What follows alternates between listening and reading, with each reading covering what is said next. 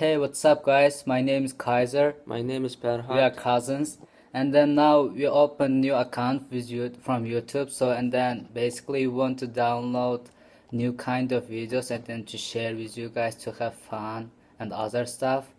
So we hope that you guys will like it and then subscribe it. Thank you. And then we want to say same things in different kind of languages. So first he's gonna speak in my native language, which is called Uyghur.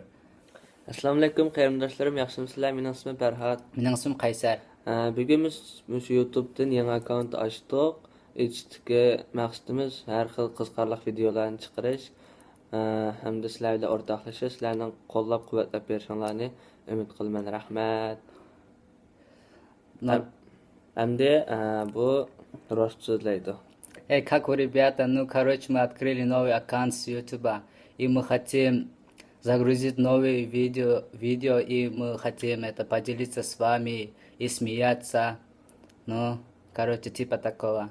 Ну, я сейчас хочу говорить на турецком. Hey, nasılsınız arkadaşlarım? Benim adım Kaiser, onun adı Parat, benim akrabam.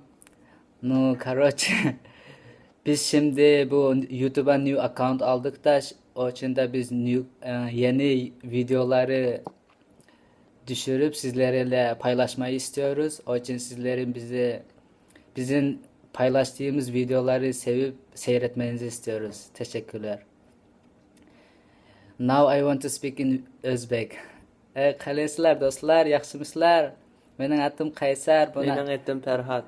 Biz hozir YouTube'dan yangi account ochdik, endi sizlar bilan yangi videolarni zagruzit etib, sizlar bilan birga ko'rib, kulishni xohlayapmiz-da. Yoqtirib berishinglarni yaxshi ko'ramiz biz ham. Rahmat. Right now he will speak in Qirg'iz. Qandaysizlar do'stlar? Mening atim Qaysar, endi bilasizlar, KG boy, Qirg'iziston boy deganday. Biz hozir YouTube'dan new account ochdik. Aşağı biz hemen new videolarda zagruz etip, sizler bilen birge külüp, seyretip degende kılıçta kalaybiz. Aşağı çaktırıp körüşünlerdi suranavuz. Rahmatamza. Thanks for everybody. Thank you. Hamda balla hamda mav yeni birinchi ishpingimiz bo'lganki sal jiddilashib, ba'zi gaplarni sal hamda xatoga qilib qo'ygan bo'lsa xafamasizlar. Sorry guys if you made any mistakes in languages cause it's our first videos and then we are kind of hesitated. So did you see my face? I read kind of. Thank you. Thank you. We Bye. hope that you guys will like it. Bye.